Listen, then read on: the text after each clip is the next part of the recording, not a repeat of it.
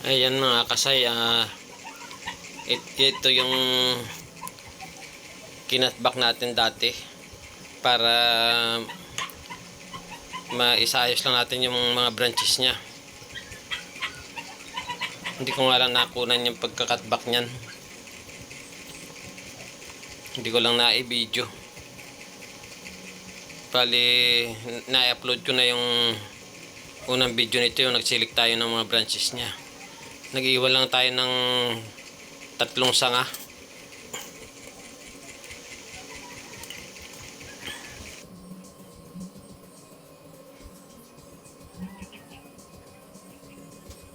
Yung nasa side na 2, tapos isa naman yung padiretso, para yung pinaka main branch niya ay magtutuloy-tuloy. Dati kasi mas malaki yung second branch niya kaysa sa first branch ay nung ikinatbak natin, mas malaki na ngayon yung pinakang first branch niya.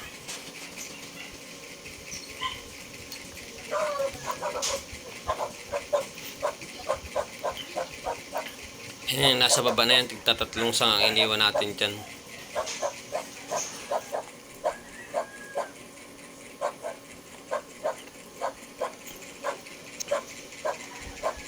Bali, iwa-wiring muna natin lahat, mamaya natin ibibend yung mga branch nya.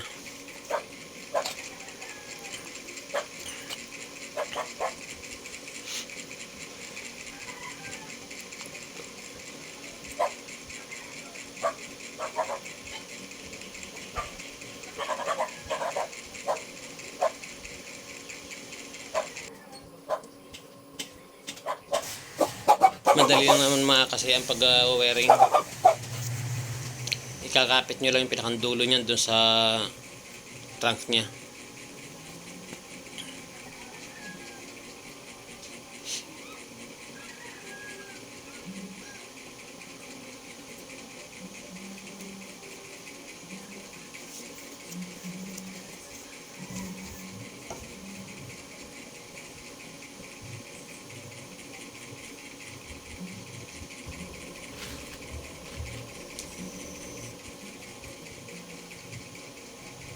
Hindi ko na rin siya kinalbo.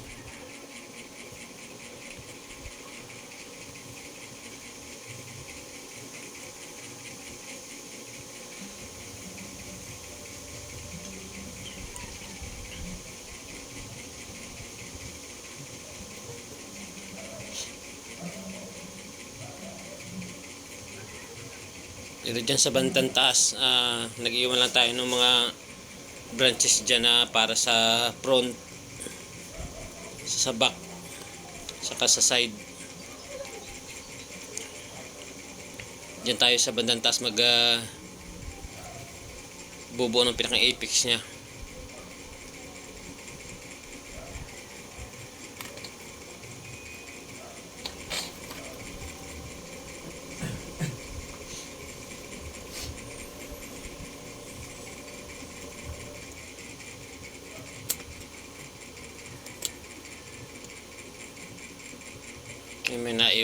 May isang sanga na tinanggal tayo.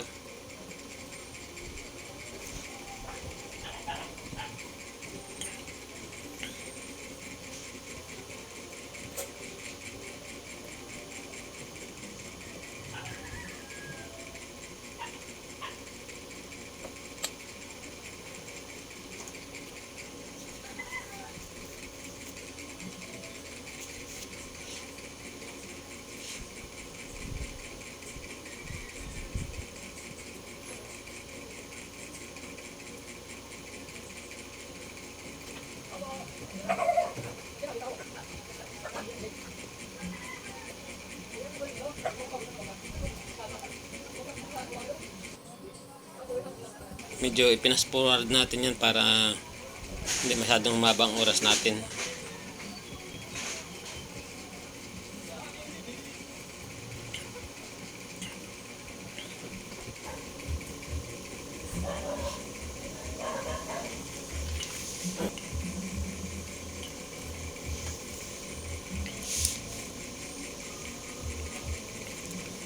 binabaluktot na natin yung mga sanga niya.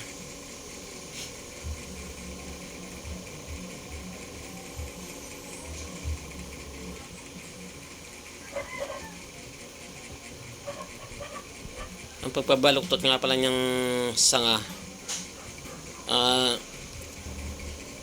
kung saan kayo magbubuo ng mga sanga na kailangan yung patubuin, doon kayo magbabaluktot. Kung halimbawa sa bandang kaliwa kayo magbubuo ng sanga, yun babaluktot nyo papunta sa kanan. Tapos pag nasa sa kanan naman kayo bubuo, pa kaliwa naman ang baluktot niya para hindi siya nakadikit sa ngayon tutubo.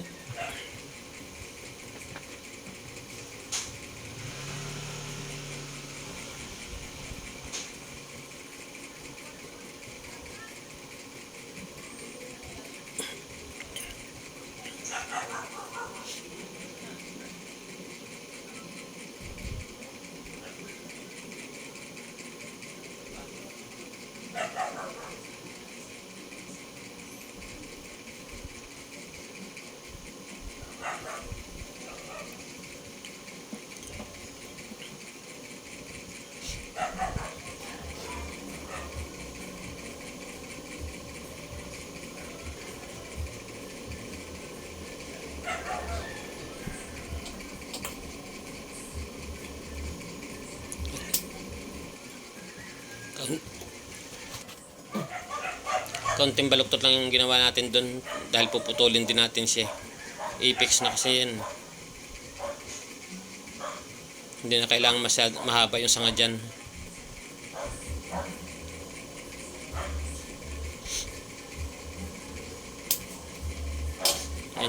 Yan lang din natin siya pinutol.